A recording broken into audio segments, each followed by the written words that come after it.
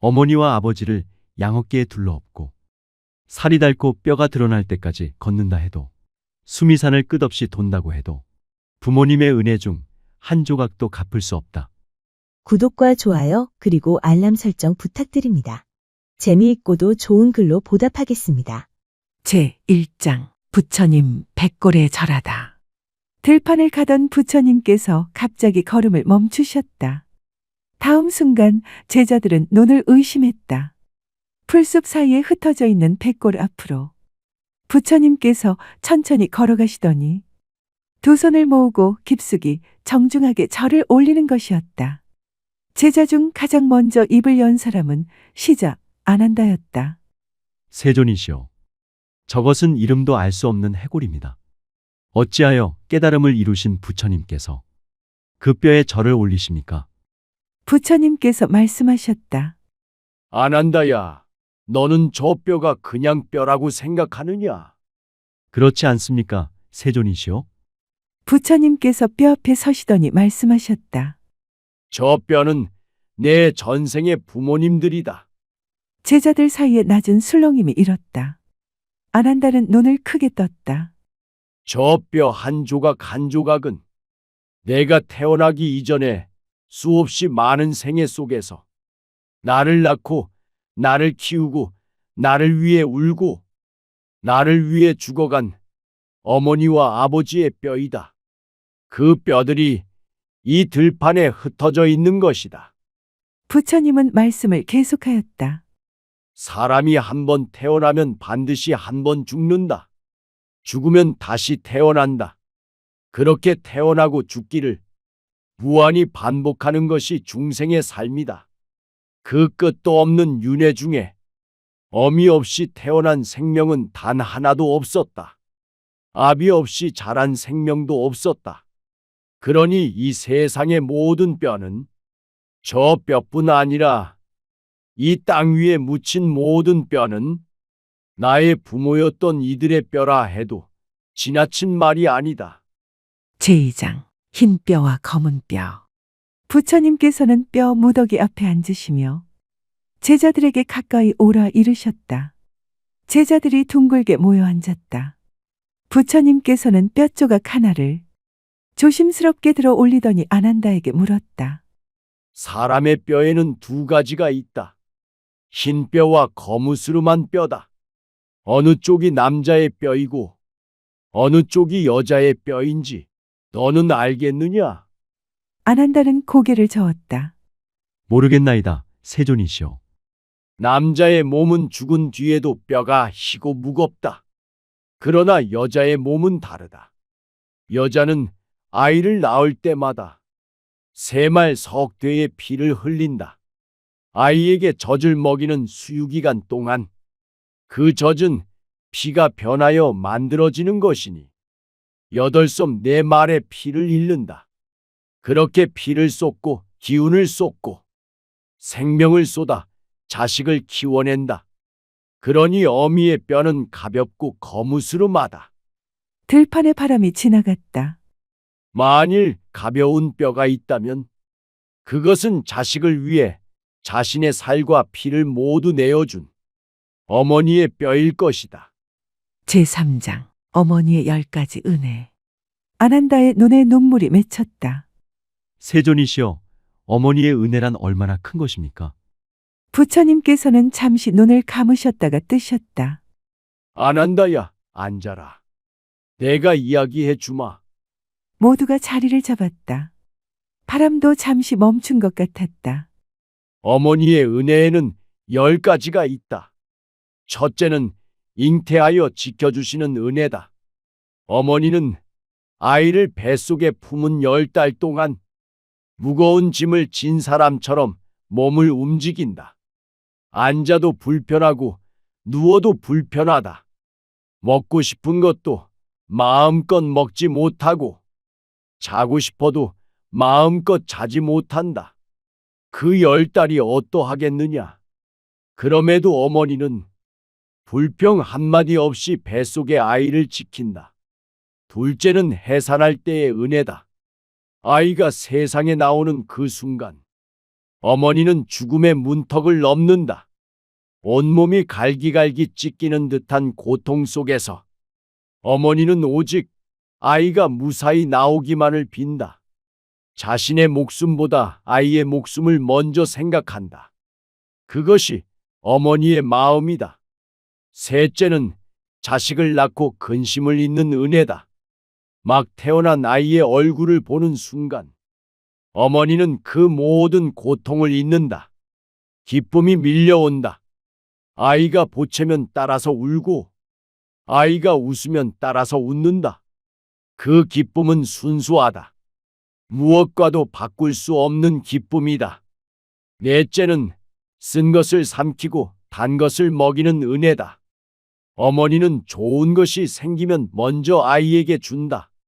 자신은 쓰고 거친 것을 먹으면서도 아이에게는 달고 좋은 것을 먹인다.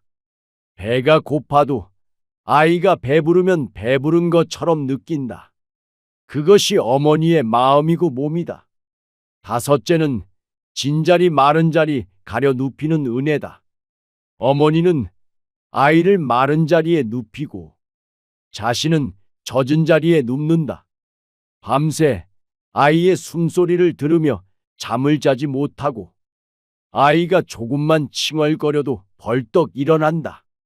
자신의 잠은 아무래도 좋다. 아이가 편히 자는 것이 중요하다. 여섯째는 젖을 먹여 키우는 은혜다. 어머니의 젖은 어머니의 피다. 아이가 배를 채울수록 어머니는 야위어 간다. 그러나 어머니는 자기가 야위는 것을 기뻐한다. 아이가 무럭무럭 자라는 것이 기쁘기 때문이다.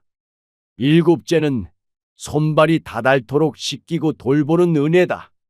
아이가 더러워지면 어머니는 자신의 입으로 씻겨준다. 아이의 손톱을 깎아주고 머리를 빗겨주고 아이의 몸 구석구석을 어루만진다. 아이의 몸이 깨끗한 것이 어머니의 기쁨이다. 여덟째는 자식이 멀리 떠나도 그리워하는 은혜다. 아이가 자라 집을 떠나면 어머니의 마음도 함께 떠난다. 아침에 눈을 뜨면 아이 생각이 먼저고 밤에 누우면 아이 걱정이 먼저다. 아이가 잘 먹는지, 아이가 아프지는 않은지, 아이 곁에 좋은 사람이 있는지, 어머니의 마음은 언제나 아이가 있는 곳에 있다. 아홉째는 자식을 위해 나쁜 일도 마다하지 않는 은혜다. 자식이 굶는 것을 보느니 어머니는 무엇이든 한다. 자식이 아픈 것을 보느니 어머니는 자신이 대신 아프기를 바란다. 자식을 위해서라면 어머니는 자신을 버린다. 그것이 어머니가 짓는 업이다. 그것이 어머니가 지는 짐이다. 열째는 끝까지 사랑하고 가엾게 여기는 은혜다. 어머니의 사랑에는 끝이 없다.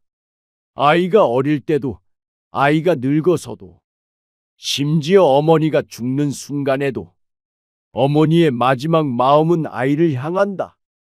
자식이 잘못을 저질러도, 자식이 어머니를 외면해도 어머니의 사랑은 줄지 않는다. 민간에서 어머니가 죽으면 막내에게 곡을 하지 못하게 하는 이유를 아느냐? 막내의 곡소리를 들으면 어머니가 이 세상을 떠나지 못하기 때문이다. 그러면 어머니는 윤회하지 못하고 이승과 저승 사이를 정처 없이 헤매는 귀신이 된다. 어머니의 사랑은 세상에서 가장 깊은 사랑이다. 제4장 갚을 수 없는 빚. 아난달은 소매로 눈물을 닦았다. 다른 제자들도 고개를 숙이고 있었다. 한 제자가 물었다. 세존이시여, 그렇다면 우리는 어떻게 해야 그 은혜를 갚을 수 있습니까? 부처님께서는 느리게 고개를 저으셨다. 어깨 위에 어머니를 올려놓고 세상을 한 바퀴 돈다 해도 아버지를 다른 어깨에 올려놓고 살이 닳고 뼈가 드러날 때까지 걷는다 해도 그것으로는 부모님의 은혜 중 한 조각도 갚을 수 없다. 제자들이 고요히 듣고 있었다. 왼쪽 어깨에 아버지를 업고 오른쪽 어깨에 어머니를 업고 수미산을 100번, 1000번 돌아도 부족하다. 온 세상에 물을 깃고 온 세상에 밥을 지어 부모님 앞에 바쳐도 부족하다. 그러면, 제자의 목소리가 떨렸다. 그러면 우리는 영원히 그 빚을 갚지 못하는 것입니까? 부처님께서는 잠시 눈을 감으셨다. 제5장 진정한 효도. 안 한다야. 부처님의 목소리가 다시 흘렀다. 부모님의 은혜를 갚는 길은 오직 하나다. 무엇입니까, 세존이시여? 부모님이 삿된 길에 있거든 바른 길로 이끌어 드리는 것이다.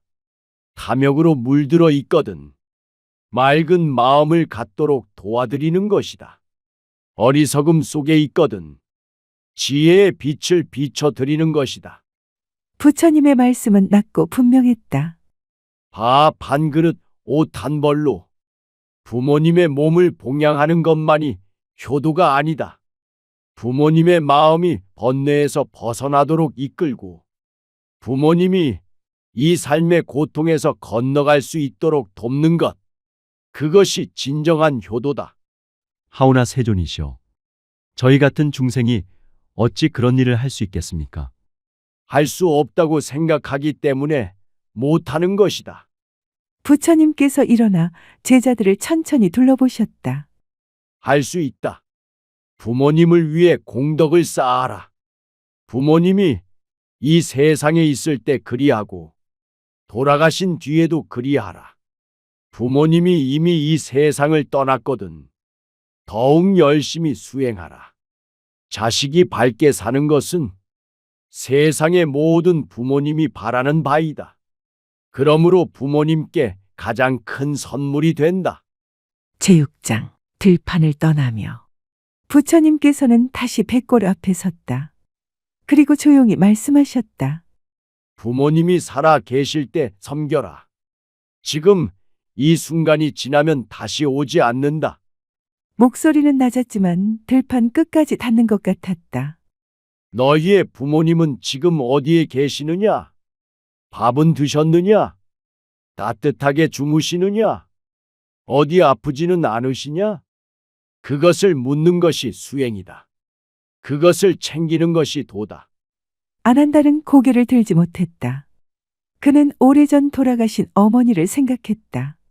어머니가 살아계실 때 자신은 부처님 곁에 있겠다며 집을 떠났다. 어머니의 마지막을 지키지 못했다.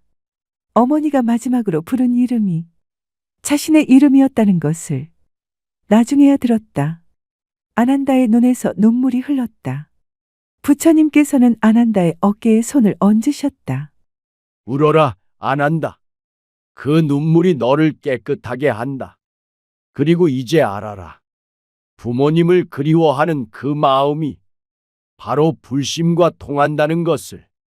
제7장 마지막 인사. 부처님께서 다시 백골 앞에 서셨다. 이번에는 제자들도 함께 서 있었다. 부처님께서 합장하시며 말씀하셨다. 이 뼈로 인해 오늘 우리는 부모님을 기억했다. 이 뼈로 인해 오늘 우리는 자신이 누구의 자식인지를 기억했다. 이 뼈에 감사해야 마땅하다. 부처님께서 절을 올리셨다. 그 뒤로 하나씩 하나씩 제자들도 따라 절을 올렸다. 들판에 바람이 불었다. 풀숲이 흔들렸다. 백골은 말이 없었다. 그러나 어딘가에서 보이지 않는 곳에서 무수한 어머니들이, 무수한 아버지들이 자식들의 절을 받으며 조용히 눈을 감는 것 같았다. 아난다가 부처님 곁으로 다가섰다. 세존이시여, 한 가지 여쭤보아도 되겠습니까? 그렇게 하라. 세존께서는 이미 모든 번뇌에서 벗어나신 분입니다. 그런데도 부모님을 생각할 때 가슴이 저리는 것을 느끼십니까? 부처님께서는 잠시 걸음을 늦추셨다. 그리고 말씀하셨다. 안 한다야. 깨달음이란 마음이 사라지는 것이 아니다. 깨달음이란 탁했던 마음이 맑아지는 것이다. 맑아진 마음으로 보면 부모님의 은혜가 더욱 선명하게 보인다. 더욱 사무치게 느껴진다. 그것이 깨달은 사람의 본분이다. 안녕하세요. 소우쿨 극장입니다. 오늘은 부처님이 백골에 절한 이야기였습니다. 이야기의 모본은 불설대보 부모 은중경입니다. 고맙습니다. 다음에 만날 때까지 건강하시기를 기원합니다.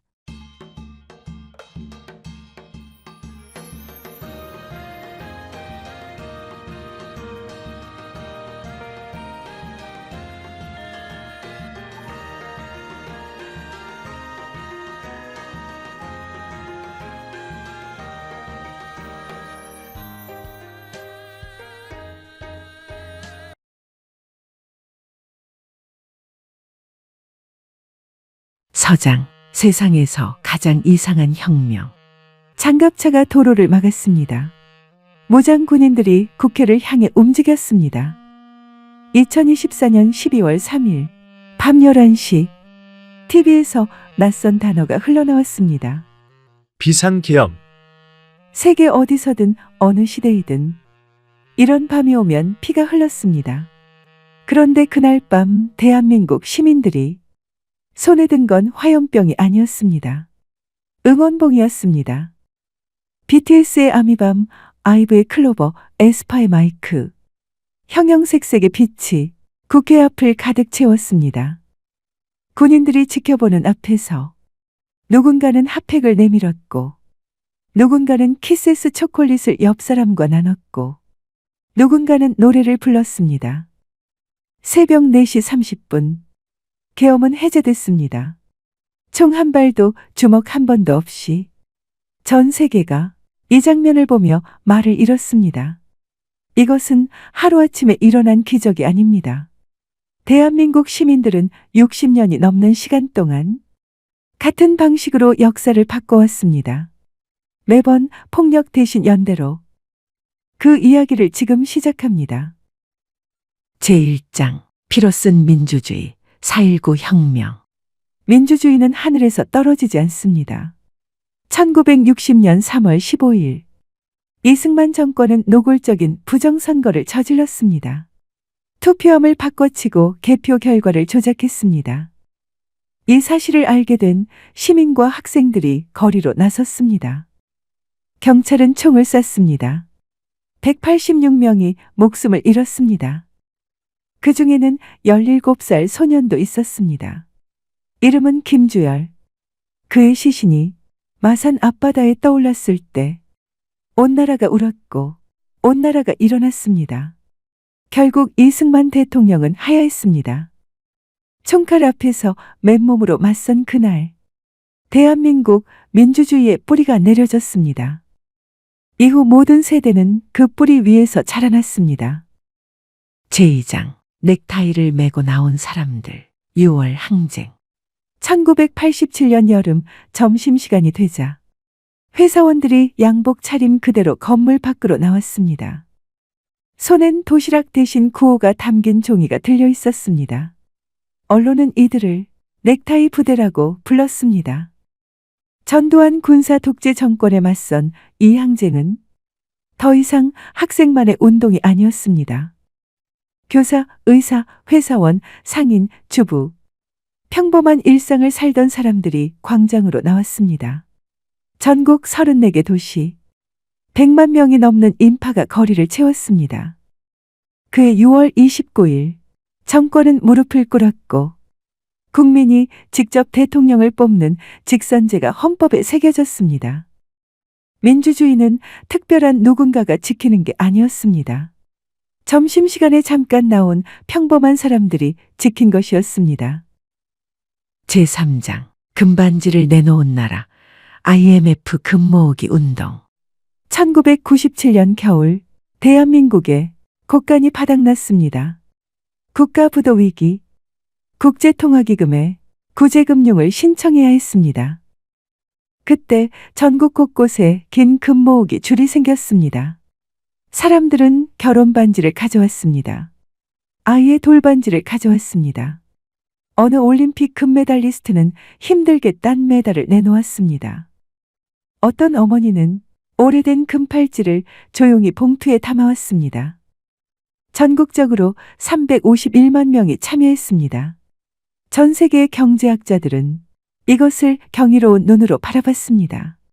세계 어디에서도 이런 일은 없었기 때문입니다. 국가가 위기에 처했을 때 시민들이 자기 주머니를 털어 나라를 구하다니 이것은 경제 운동이 아니었습니다. 우리는 이 나라를 포기하지 않겠다. 라는 선언이었습니다. 그 결과 2001년 8월 구제금융받았던 전액을 상환했는데 원래 예정보다 3년 빨리 상환한 것이었습니다. 이것은 IMF의 구제금융을 신청한 나라 중에 아주 드문 경우였습니다. 제4장 수백만이 하나가 된 광장 2002년 월드컵 2002년 6월 서울시청 앞 광장에 붉은 물결이 넘쳤습니다. 수백만 명이 모여서 응원했습니다. 함께 소리쳤고 함께 손을 잡았고 이기면 함께 기뻐했고 지면 함께 울었습니다. 승리했을 때도 패배했을 때도 거리는 축제였고 질서였습니다. 놀라운 것은 따로 있었습니다. 경기가 끝나면 사람들은 자신이 앉았던 자리 주변을 말끔히 치우고 돌아갔습니다. 수백만 명이 모인 광장에 쓰레기 하나 남지 않았습니다. 외신 기자들이 눈을 비볐습니다. 이게 진짜야. 수백만 명이 모인 게 맞아. 이기고 지는 것보다 더 오래 남은 건 그 광장에서 느꼈던 온기였습니다. 우리가 얼마나 아름다운 방식으로 함께 할 수 있는지를 보여준 여름이었습니다. 제5장 123만 개의 손 태안기름 유출 사고 2007년 12월 충남 태안 앞바다에서 유조선이 충돌했습니다. 원유 1만 2천 톤이 바다로 쏟아졌습니다. 검은 기름이 해안선을 뒤덮었습니다. 굴, 낙지, 고기들이 죽어나갔습니다. 어민 가족은 바닷가에 주저앉아 망연히 바다를 바라보았습니다. 한겨울의 차가운 바람은 그들을 더욱 깊은 절망감에 빠지게 했습니다. 전문가들은 말했습니다. 원래대로 돌아오려면 수십 년은 걸린다. 그런데 불과 몇 달 만에 바다가 살아났습니다. 123만 명의 자원봉사자가 전국 각지에서 스스로 왔기 때문입니다. 정부가 부른 것도 아니었습니다. 어느 단체가 동원한 것도 아니었습니다. 뉴스를 보고 마음이 움직인 사람들이 각자 고무장갑을 챙겨 태안으로 향했습니다. 대학생, 노인, 군인, 스님, 외국인들이 무릎을 꿇고 손으로 기름을 닦았습니다. 서로 처음 보는 사람들이 서로 웃으면서 기름을 닦았습니다. 수백만 국민의 노력으로 태안바다는 다시 푸른빛을 찾았습니다. 세계재난복구 역사상 유례없는 기록이었습니다. 국제학계는 지금도 이 사건을 시민 자발성의 기적이라 부릅니다. 제6장 촛불이 헌법을 지켰다. 촛불혁명 2016년 가을 광화문 광장에 촛불 하나가 켜졌습니다. 다음 주엔 더 많아졌습니다. 그 다음 주엔 더. 매주 토요일 겨울 추위 속에서도 사람들은 나왔습니다. 누적 참가 인원 1,700여만 명. 그 긴 시간 동안 단 한 건의 폭력 사태도 없었습니다. 이것이 세계를 가장 놀라게 했습니다. 분노한 사람들이 이토록 평화로울 수 있다는 것. 집회가 끝나면 쓰레기를 줍고 집으로 돌아가는 시민들. 유모차를 끌고 나온 부모, 할머니, 중학생까지 모두 동참했습니다. 2017년 3월 헌법재판소는 대통령을 파면했습니다. 시민들은 싸웠지만 무언가를 부수지 않았습니다. 분노했지만 누군가를 증오하지 않았습니다. 법과 헌법이 작동할 수 있도록 질서 안에서 압력을 가했습니다. 시민이 헌법을 직접 지키고 작동한 순간이었습니다. 제7장 빛의 혁명 다시 그 겨울밤 그리고 다시 2024년 12월 비상계엄이라는 말이 전파를 탄 지 채 1시간도 되지 않아 사람들이 국회 앞에 모이기 시작했습니다. 평범한 직장인 퇴근길의 20대 아이를 재우고 나온 부모들 장갑차 앞에 선 그들의 손에는 응원봉이 들려 있었습니다. 어둠 속에서 수천 개의 빛이 흔들렸습니다. 군인들이 국회 문을 막아섰습니다. 시민들은 몸으로 막아섰습니다. 추운 새벽 한 시민이 군인에게 말없이 핫팩을 건넸습니다. 또 다른 시민은 편의점에서 사서 온 음식을 나눠줬습니다. 누군가는 기타를 치며 노래를 불렀고 사람들은 그 옆에서 따라 불렀습니다. 6시간 만에 계엄이 해제됐습니다. 단 한 방울의 피도 흘리지 않고 헌법적 위기에 직면했으나 시민 참여 등의 기반에 평화적으로 헌법 질서를 복구했습니다. 복구하는 과정에 폭력은 하나도 없었고 대한민국의 모든 시민, 모든 국민이 연대했습니다. 세계 어느 나라에서 이런 장면을 본 적 있습니까? 에필로그. 노벨 평화상이 찾고 있는 사람, 단체. 노벨 평화상은 해마다 같은 질문을 던집니다. 누가 인류에게 희망을 보여주었는가? 누가 인류에게 평화와 민주주의의 가능성을 보여주었는가? 대한민국 시민들은 지난 60여 년 동안 반복해서 같은 답을 내놓았습니다. 1960년에도, 1987년에도, 1997년에도, 2016년에도, 그리고 2024년에도 그 답은 언제나 같았습니다. 우리는 싸우되 파괴하지 않는다. 우리는 저항하되 증오하지 않는다. 우리는 함께함으로써 혼자서는 이길 수 없는 것을 더불어 싸워서 이긴다. 이것은 한 사람의 용기가 아닙니다. 한 단체의 조직력도 아닙니다. 한 정치인의 결단도 아닙니다. 이것은 이름도 직함도 없는 수백만 명이, 수천만 명이 위기의 순간마다 같은 방향을 바라보며 함께 걸어온 역사입니다. 그러기에 2026년 노벨 평화상은 대통령도 운동 지도자도 어떤 단체도 아닌 대한민국 시민 전체에게 주어져야 합니다. 가장 오래되고 가장 검증된 가장 아름다운 답이 거기 있습니다. 소쿨 극장입니다. 오늘 이야기는 1960년 4.19 혁명에서부터 2024년 빛의 혁명까지 우리 사회가 겪었던 야만을 서로 간의 연대를 통해 우리가 어떻게 극복했는가 하는 이야기입니다. 고맙습니다.